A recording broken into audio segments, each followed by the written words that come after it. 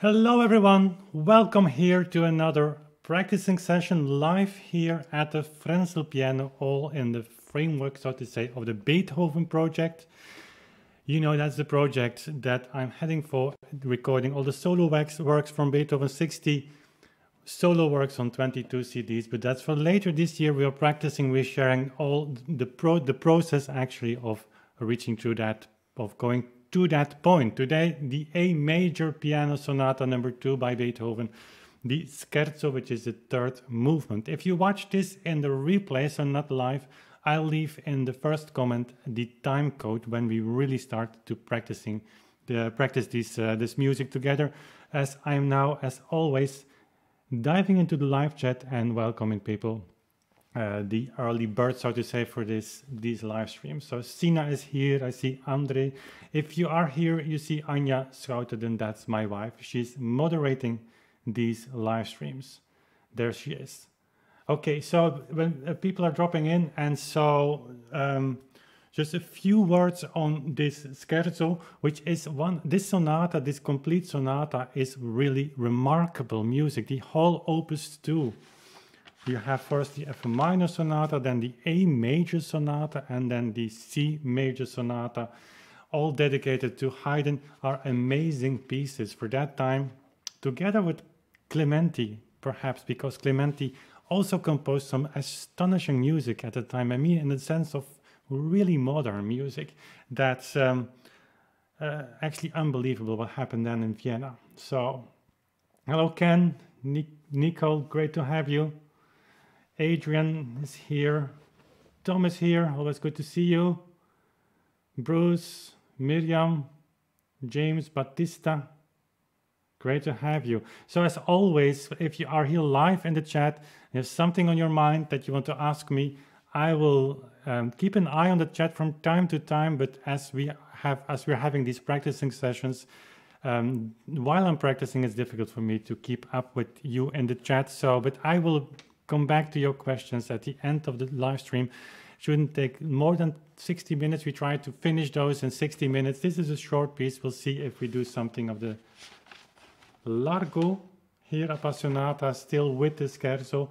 There's a lot to say on that Scherzo though. So let's try to, we will see how it develops. But anyway, if I miss your question, Anja will take note of your questions and comes downstairs, the stairs, if it's necessary for me to address. So John is here, also a moderator, and Roman is here. So yeah, it's nice to see this community of people who get to know each other, here to the chat and meet each other. Stain, is he popping in? And just talking with each other while I'm really working hard. But that's fine, that's actually great on these live sessions. So we'll have these live sessions at Monday 5 p.m. and Thursday 8:30 p.m. in the evening here in Europe, as long as I can. And if I'm not here live, I will do my best to pre-record the practicing sessions, since it seems that you like those. And it's nice for me also to build this library of videos in which I'm talking about a specific piece of Beethoven. That's nice, you know, in the future it's then nice to see and to scroll back and to say, well, I was doing this in that period at that day, but I'm doing it now different, or that was a good idea.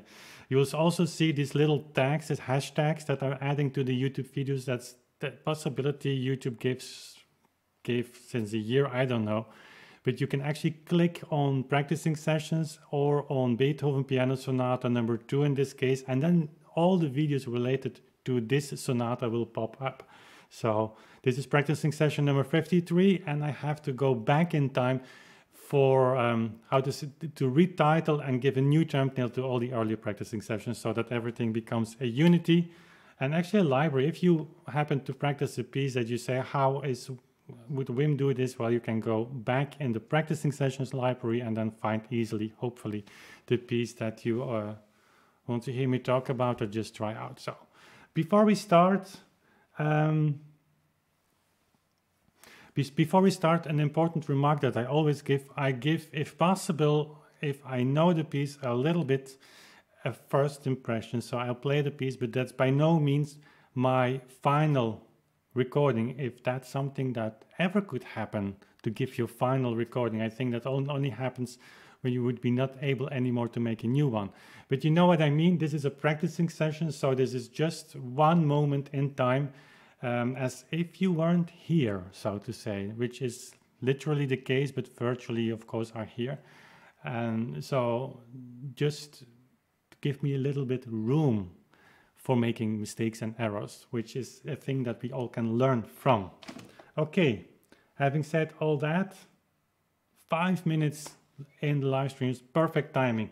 So let's start with the Scherzo Allegretto and see how it sounds. Don't pay attention to this E. It sometimes is in tune and sometimes it's not, and it depends on the way I just hit the note. I'll make some videos, I know, I promise this for a long time, on tuning this piano, which is really hard. Okay, there we go. One of the more humoristic pieces that Johnny writes, Beethoven ever wrote, certainly in his early period. Jenen munteren Scherzos, welches und so weiter. I copy some passages here on from his pianoforte school. Anyway, it's with humor.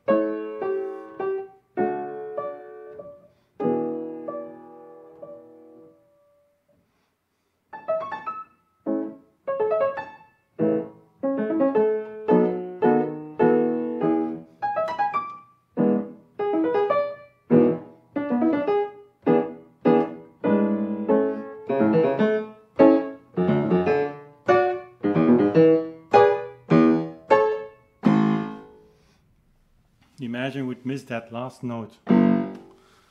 It's all possible.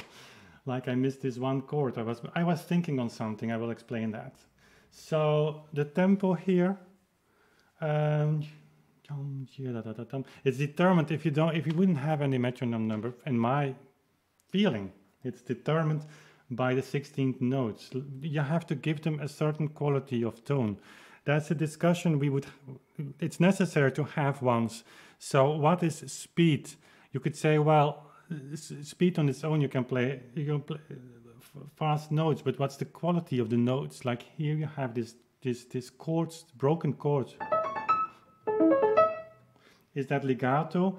Is there a certain brilliance? So das brillante Spiel, as the Germans said in that time, is a little bit articulated. So you could say, in a way, the 18th century way of playing, that's das brillante Spiel, has not so much to do with virtuosic playing, so fast playing, has to do with the quality of tone with the articulation. So you see that a lot in allegro movements where you don't have articulation bows. You could say, well, what I'm saying now is just what I think is an interpretation, because that's not science. You cannot say it's definitely like that. But I have the impression that when you don't have bows in longer lines, that this kind of quality where, you know, it's not really staccato, of course not, but there is a certain individual tone quality that's connected to each individual note, whether it is a 16th or 8th note. And das brillante Spiel. The whole gets, what you hear then is that the piece becomes more lively just by articulation. And I think that's the case here too. And that's not easy. Certainly here in the left hand. You can play it very legato, kind of muddy.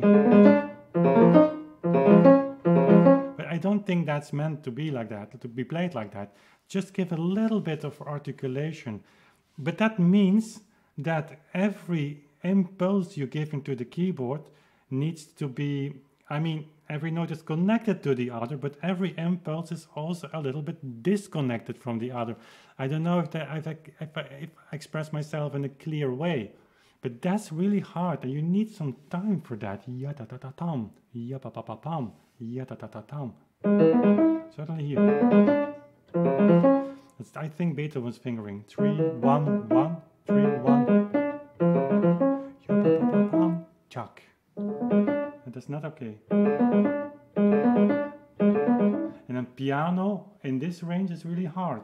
So now, that's of course easy. But ya-yum-pam, you have ya-pam-pam. Chuck. Chuck. Very awkward positioning here. On the clavichord this would be impossible. Chuck. Tom, pa-dum. Here. So the hand needs to move constantly, or the wrist. I should make a dedicated video on this, because in the A major sonata you have a lot of technical difficulties that perhaps not for all of us are known, because it's one of the earliest sonatas, and we might think those are a little bit easier than later ones, but actually the A major sonata is one of the more difficult ones that Beethoven ever written. All tiny things that are so difficult suddenly happen. It's not, we focus today so much on speed and velocity, but it's also in tone quality, like here piano, no pedaling here, certainly not. I don't think it's meant to be, I don't say that if you play it on a Steinway you cannot add something because a Steinway adds. It's a different instrument, but here no, you make the quality of tone with your fingers. There's no need for pedaling here. So a little bit longer, ta yam pa pa pa. Actually it's not tied to the E, so G sharp E, ta pam pa pa pam. Listen, if I tie the notes, they get such an accent. It's like just playing in a normal allegro piece. But it's not meant here, I think. It's longer, this note, but not really tied to the next one. So, actually, I do this.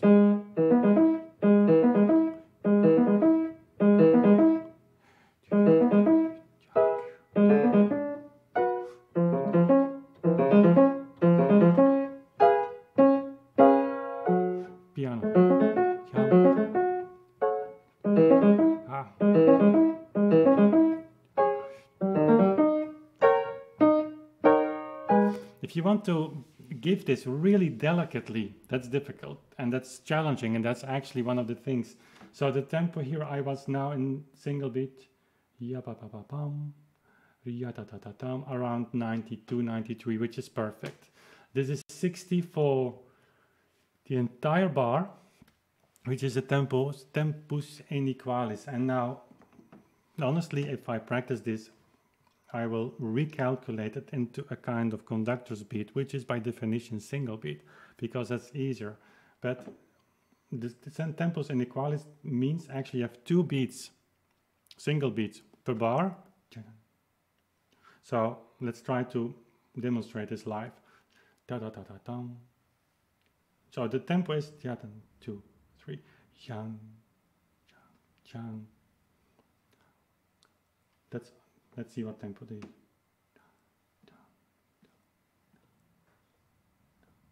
It's not okay.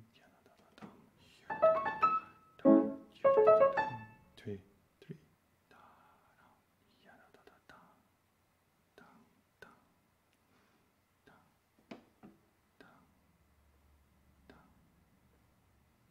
Still a little bit too fast. Honestly, this is something I have to practice more, because we do not learn this tempo inequalis anymore. If you start the other way around, it's much easier. So if you have 60, but chak, pak, tak, tak, tak. So you remember the lowest one. Chak.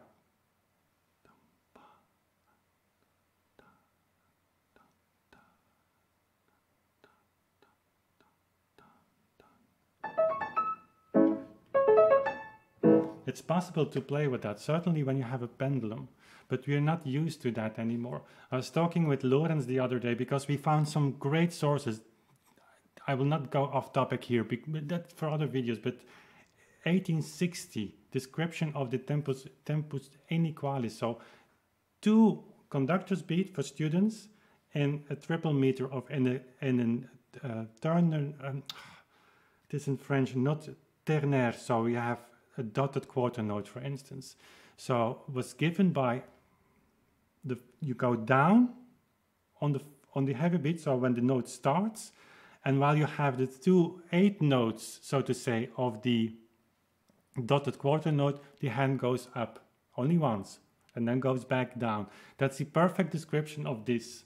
And I said to Lorenz, I've never practiced that. I've never had that in my musical life. And he said, I do. He's a little bit older than I am. He said, in Switzerland, we learned that this way. So 1, 3, 1, da-da-da-da-dum, da-da-da-da-dum, dum, dee, dum, da-da-da-da-dum. If you do it practically, it's not so hard. It's something to keep in mind, because he found some amazing sources that late in the 19th century talking about this. Anyway. Let's stick to the Scherzo now. The right hand obviously is much easier because you are higher in the piano.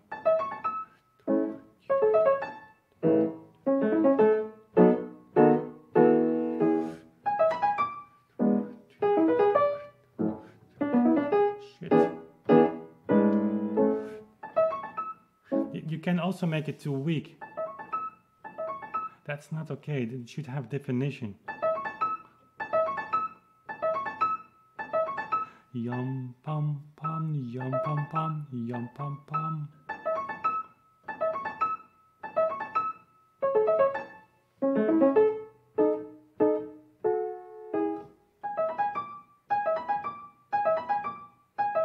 Certainly the first notes. I mean, I'm taking my time here for this, and you might wonder, why is this so hard? Yes, this is really hard. Because also it's soft, this piano. If Beethoven would have written fortissimo, you have something, you have energy to give the piano energy, to give the key energy, which is easier. But to make the sound soft on the piano like this, this kind of action requires a certain input.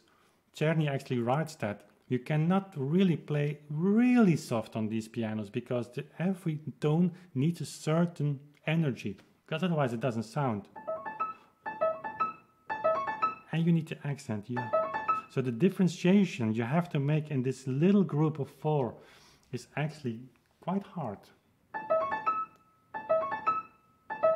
That's okay. Chuck. Now I have the tactus inequality.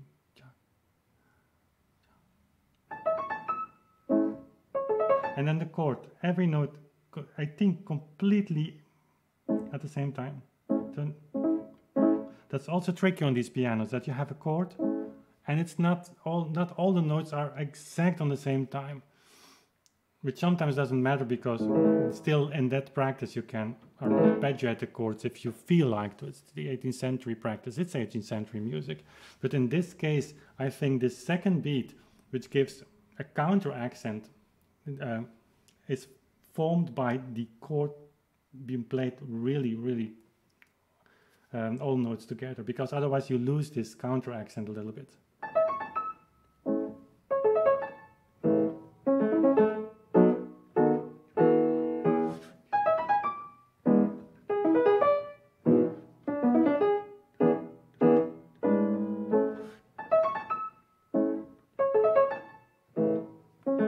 And I think a little bit more energy in the left hand. Now I'm scared to miss the note.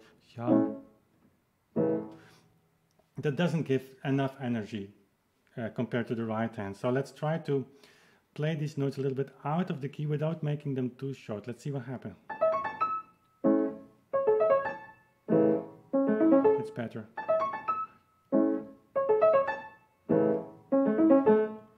If I don't do that, it sounds like this.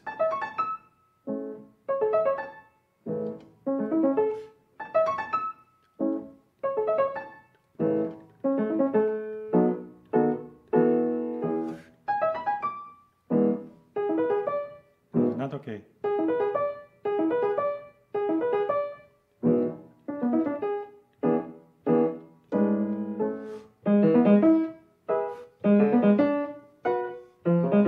No.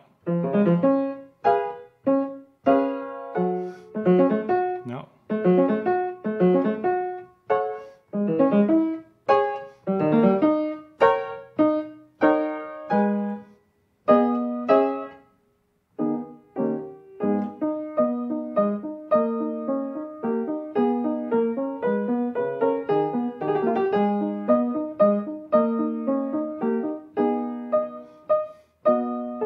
So here the left hand.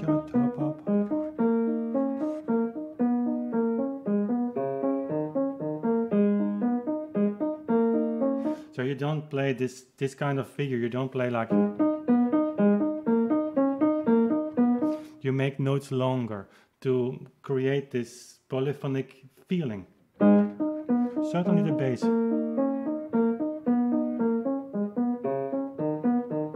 Or you make them a little bit louder.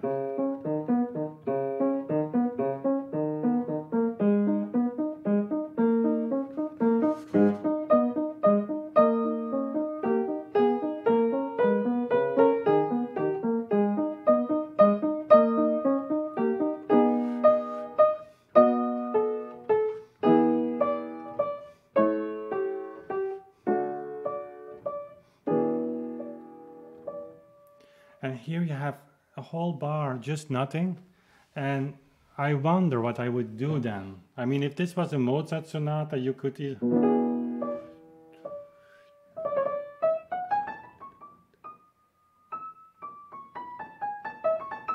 make up something. I mean, it's amazing if you just add a few notes sometimes in that music, how interesting or more lively it becomes.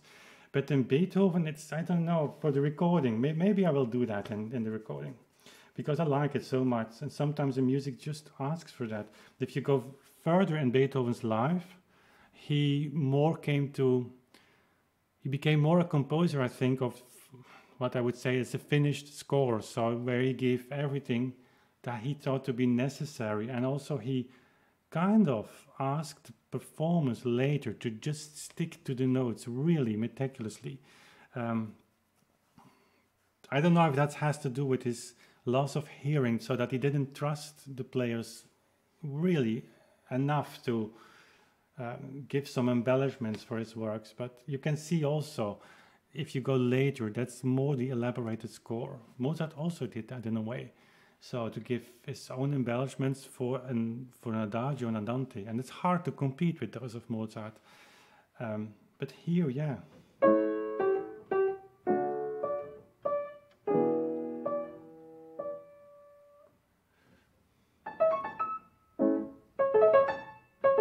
Here.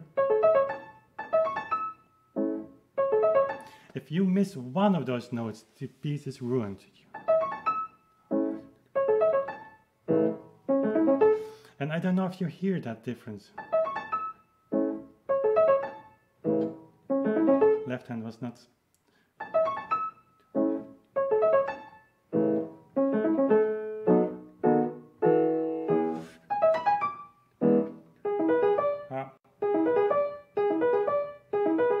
Chom pom pom.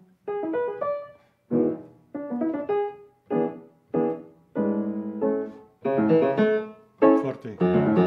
Forte. That's nice. Fortissimo, fortissimo, fortissimo, fortissimo, fine.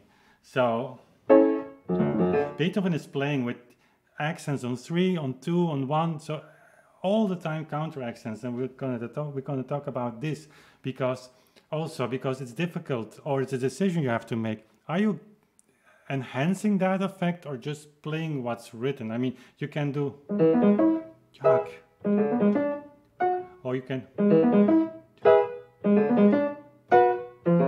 just play firmly in time, you know, 1, 2, 3, and give that accent, but without making any additional timing. That's a very important choice. Anyway, he comes to the conclusion here with this fortissimo, fortissimo, fortissimo, fortissimo, which is actually great.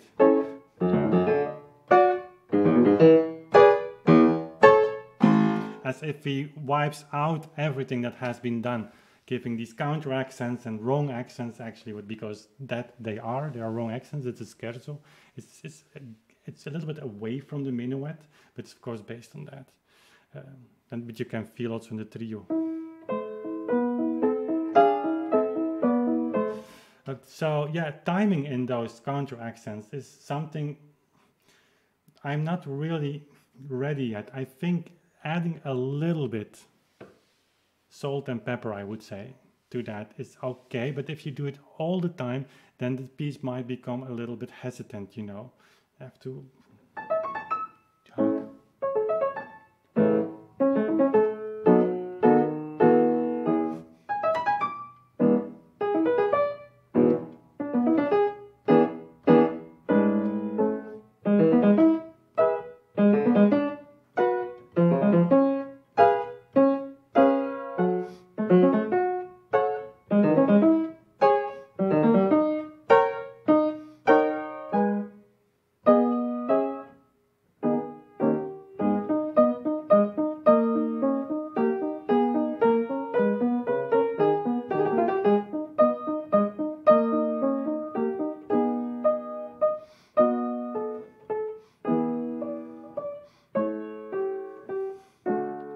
These were nice.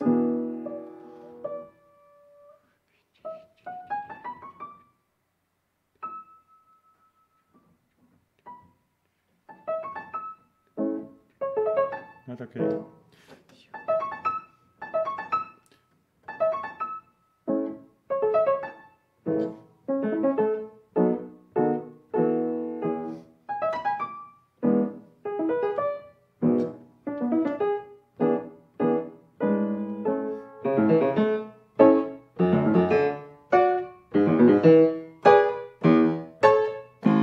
Let me do it again.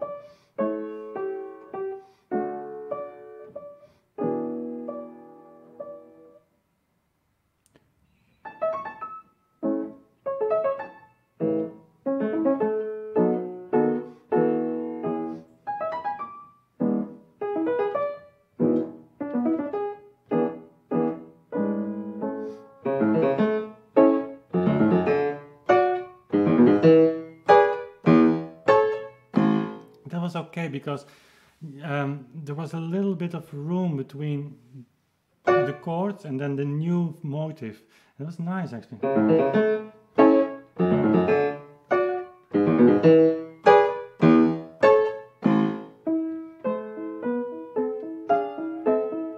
Now the left hand is not indicated anything legato or not, or no bows, so you could say, well, yeah, do whatever you want. I like both ways.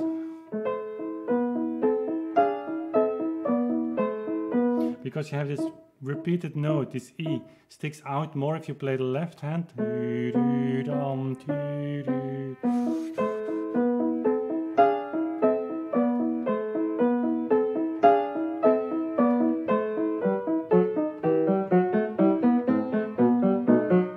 But I kind of like that.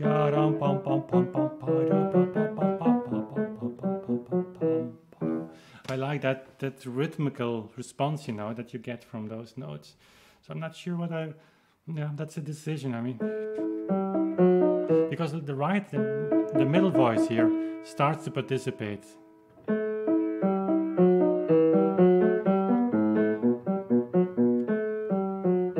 All melodies going into each other. I think it's a little bit too much. On the other hand, the contrast between is also a lot. So the other option is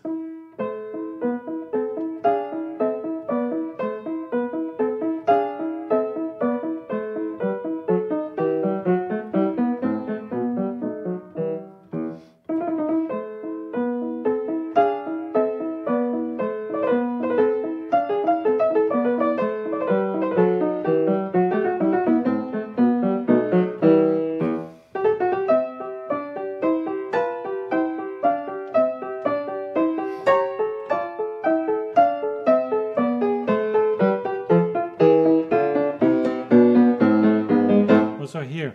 So you also can give the counter accent. So that's something. That's difficult. Maybe that's too far. So you can play them legato. And then they become really a second melody with the right hand. So you come from the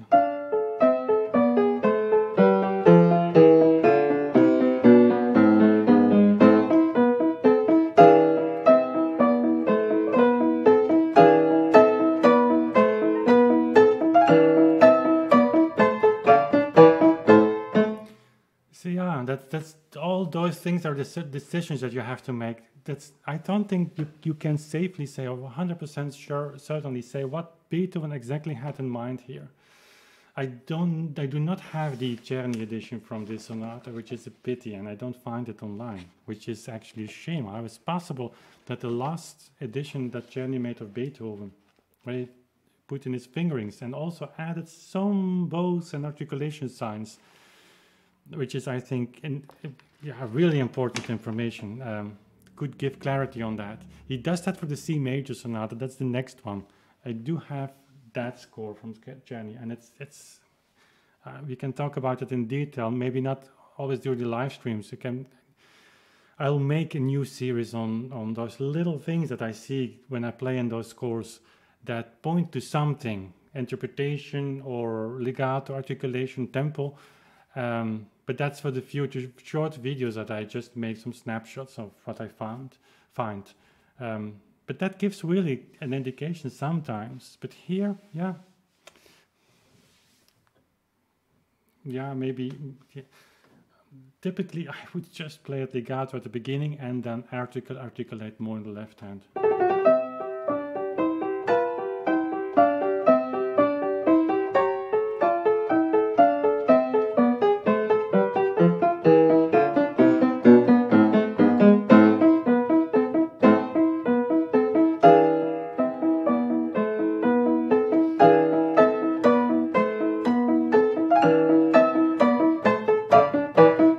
By the way, if you want to play these notes in the right hand legato, kind of legato, That's easier on these pianos than on modern pianos. But still there, you could, before you use the pedal, so the sustaining pedal, to create this legato line, use your wrist, so transport or move the arm weight with your wrist. Technically this is not legato, and yet I don't think you will hear a lot of articulation between the notes. It's 5-1, 5-1, 5-1. The trick is to release very gently on the right moment. You transport you move your wrist, which carries your arm effect. This is all, of course, relaxed, should be. So it's weighing into the key, and then you move your wrist and you go to the next note. And you only release when the wrist takes your arm with you. Hope that makes sense.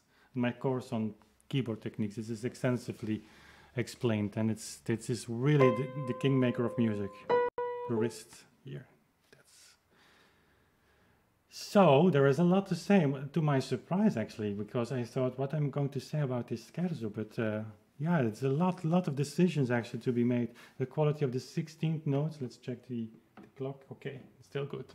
The quality of the 16th notes, that they indicate the rhythm, they indicate the movement actually when you start. The tempo is set, the movement is set. And then there is this tempo inequality that is something that I will practice more in the future to really demonstrate that really well. But again, I didn't have that when I was 12 years old and started with music. And we will travel to Lorenz in Ingolstadt in the early April. I have a meeting on the book. So the new version of the book. That's a much longer journey than we thought it was. And we will completely rework the book, add all the new information, make it also more practical for musicians, because now it's hard to read. And I'll ask him about how he got these lessons when he was young with the tactus inequalis. Once you know that, it's not so difficult. And then you have the questions of the decision we have to make about the left hand here in the trio, a lot of things.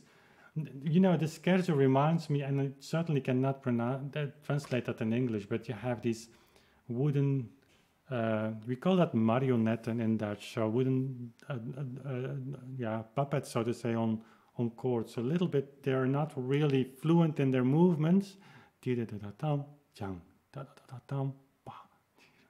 but they're telling a story. And it reminds me a lot of that. I see those, marionette pop up in my mind. So anyway, hope this was not too much rambling and ranting on this piece. I was thinking whether to go to the Largo again or not, maybe for another time. Or you know what? 42. Let me try the Largo, and then I'll come into your in the chat and have some words with you. I mean words that's, I think in English that means something else than in Dutch. Have a chat with you, talk with you. I tried the Largo this afternoon, and to my surprise, it worked really well.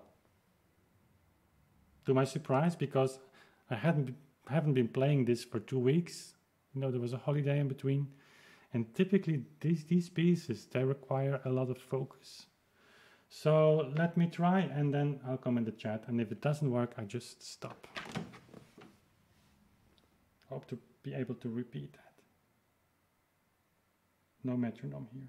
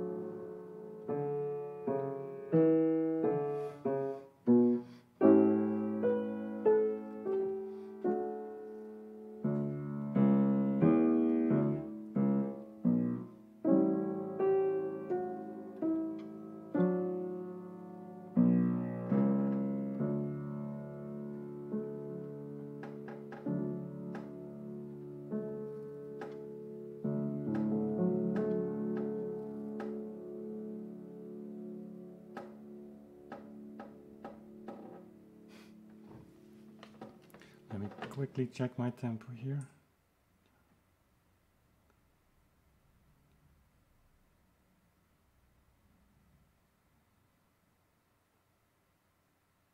Around 44 single beat. That's okay.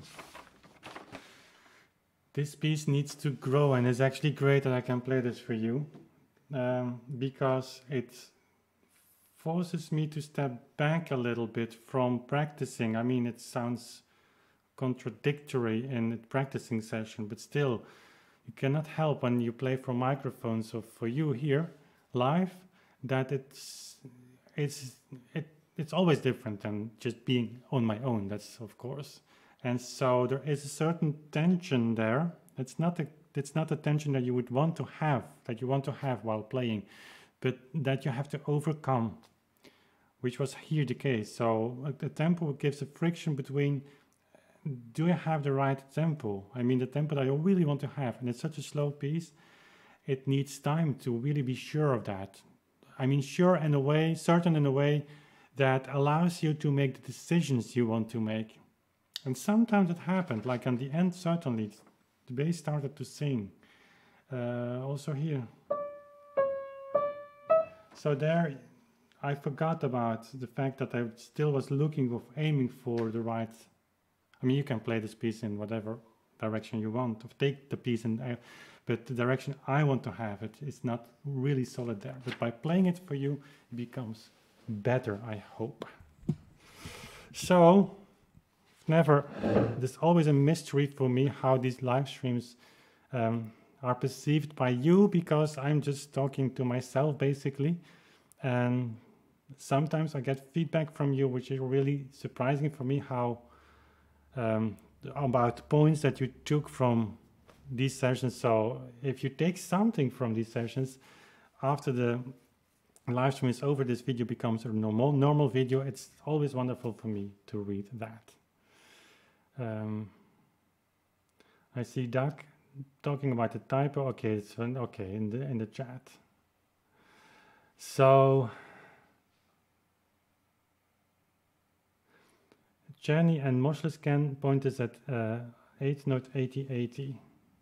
Okay, spot on. That's right. Moschles in fact has another tempo. I don't know which edition. I'm going to make a list of metronome numbers given by Beethoven, given by Czerny, given by Moschles, so that you can download from the website actually. Moschles also gives 96, which is a little bit faster. So between 80 and 96 we have 2 times 88. And it's not so much out of fear that, I mean, of course, when I make these recordings, and certainly when we are going to produce these CDs, we are in the spotlights. And I mean, we here, I mean, people are working on this, and actually we all are in this community, so to say, but obviously I am in the spotlights. Then for people who, you know, it's a mountain to climb, and it doesn't bother me too much, essentially, that if I play that music, that people sometimes question the tempi, but because it's what I want, what I believe in, and I think it gives so much, it reveals so much beauty that I think has been lost over 2 centuries, but that's just me. But still the spotlight is on that metronome number then, and it's strange because it'll never be on the spotlight on these metronome numbers will never be on the people who question these tempi, because it's actually not possible to play in single beat all the time. But anyway, let's not open the discussion. So I think, and if you want to play in this atmosphere of double beat, that it doesn't matter too much if you place 96 in this Largo or 80 or 88, or you have a kind of fluctuation. I think that's normal within certain limits.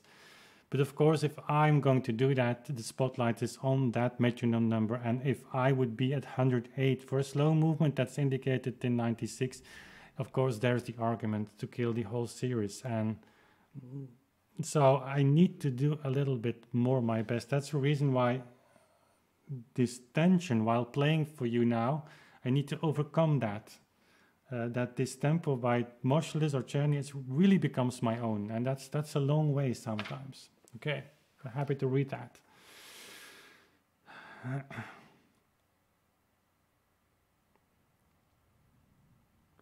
Okay, Miriam is mentioning a post on publication about Beethoven. Always interested in that. Just share that. If you want to share something with me, use my email address on the website. Anya is checking that actually. That's not directly coming into my email because it would be too much. So she's filtering there the messages you send to me, and normally sometimes it takes a week for me to come back to you there, but I will eventually see that.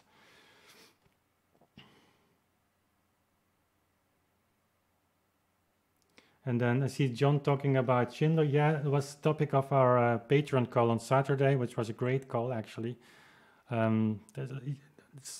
So much interaction with, so the patrons are the people who support the channel. There's a link in the description box. Always nice for you if you want to check this out, because that really keeps us going.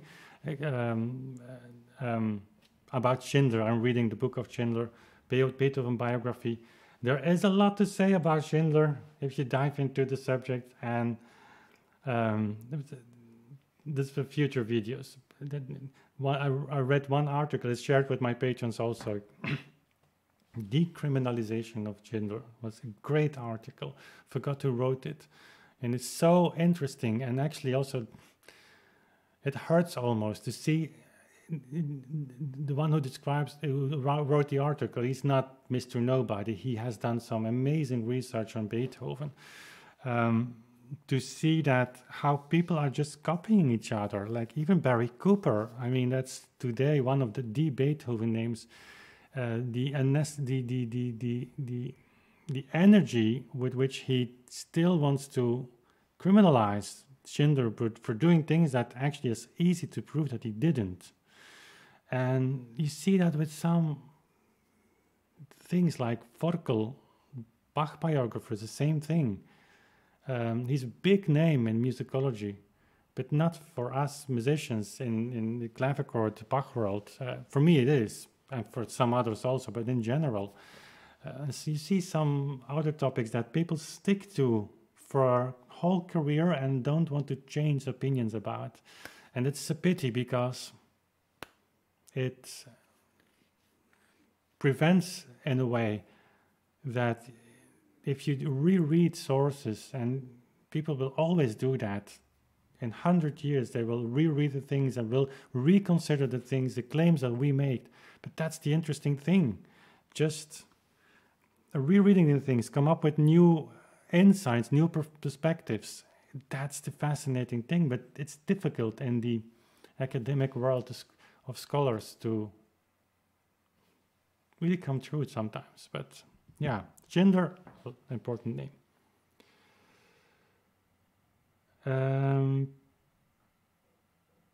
Yeah, Andre, yeah, I shared that with the patrons. Andre is a patron, so yeah, I will make a video on that article, and I'll need to do that before I can start talking about Schindler. I made one video years ago, 2 years ago, I think, on Schindler, asking just openly the question if he was a forger or not.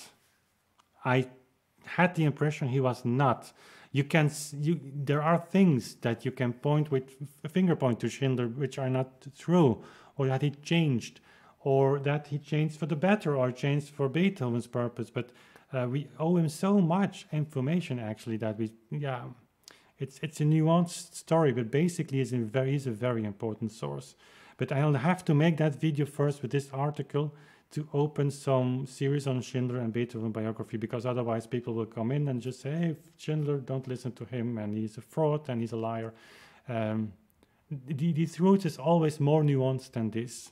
Always reconstruct the context of a time, which is really hard. And yeah, in the case of Schindler, it's not up to me to do that. But yeah. But there's so much information in his Beethoven biography. And if you read it, even if some fragments would totally have been made up, but again, who knows? Nobody of us was there. And certainly the English translation with the annotations by Moscheles is interesting, because Moscheles comments on the biography of Schindler. And if Moscheles does not deny the facts that Schindler gives, it's at least the benefit of the doubt is in his favor. But Beethoven feels so close to you if you read that biography. It's a monument for him, I think. Yeah, Andre, reading that Schindler disagrees with Ries on many points.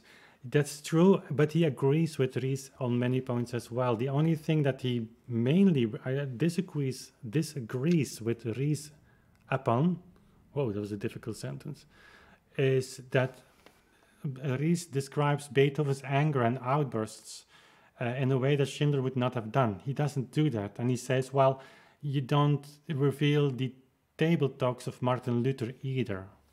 So saying like that, Ries was too young, he says, when he met Beethoven to really understand the position he had at the time as someone who was a Republican in a time where still the nobleman, the nobility and the what's how you call it in the clerus, so the layer of the priests had much to say. Beethoven simply did not accept that from a political standpoint, which made his position so difficult sometimes.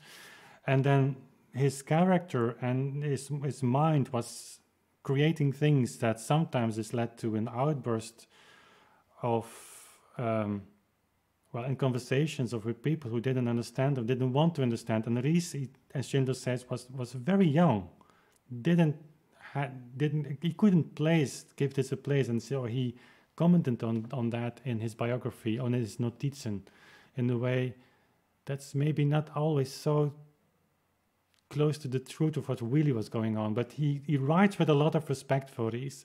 Interesting, talking on Ries, and we shouldn't make this a video on Schindler or a live stream, but just finishing this point, that the passages in which Ries, so student of Beethoven, describes Beethoven at his worst, so to say, are taken over by modern biographers.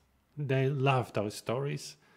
And so, for instance, the story where Ries played a piano concerto, or was a piece for piano and orchestra, which Beethoven was conducting, and the clarinets were entering too late. Ries describes this as Beethoven being outraged to the orchestra, and afterwards many of the orchestra members would refuse to play forever with Beethoven, and this was for whole Vienna true.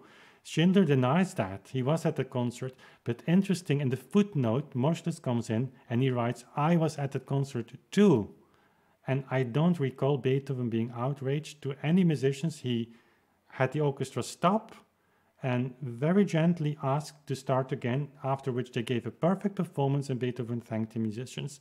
And of a story in Vienna that no musicians wanted to play anymore with Beethoven, Moschles says, I've never heard that, never talked to anyone confirming that. So that's the opposite, and that's the interesting thing. That's the nuances, that's the context you have to create for yourself. But yeah, it's so much nicer to speak about Beethoven as this. He was a gentle person, lots of humor, and really, if I could choose one person to meet, I think in history it would be Beethoven, maybe even more than Mozart and Bach, because Mozart also, I mean, yeah, it's hard to say. I think you could have a good time with Beethoven. Okay. I'm just reading here what Doug is writing. It's a choral fantasy, Andre. Yes, that's the piece. And probably if Beethoven lived today, he would, as we all musicians and artists, have a little bit of autism.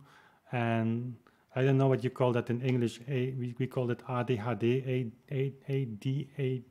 ADHD. That's a kind of, you know, these young boys and girls who can't sit still on their chair and always have to do something. So very hyperactive. Probably had something like that as well. But in that society, yeah, he didn't fit. It was kind of rich with the French Revolution, a kind of rich period. Okay, I think my children are waiting to go and have some food. It's 10 past 6 here. I hope you liked this session with this unexpected ending on Anton Schindler and this Beethoven biography. It's all over the place on the internet. You can easily find it. And I think secondhand, It's easy to find, but just start by reading the English translation of 1840. You have the one made in the UK and you have the one made in the United States, which are basically the same. That's the translation of the first edition in German. Schindler had a second edition, a third edition, which is much enlarged, and he has a fourth edition in 1871, which is basically the same as the third edition. I have the first English translation, the American edition I have at home, and I got as a present from Lawrence the fourth edition of his Beethoven, the 1871. But start with the English translation with the footnotes by Moscheles. Okay, guys, have a nice day, and I hope to see you soon Thursday, probably at the clavichord again, with some Beethoven. Probably I have to focus on Beethoven the coming months.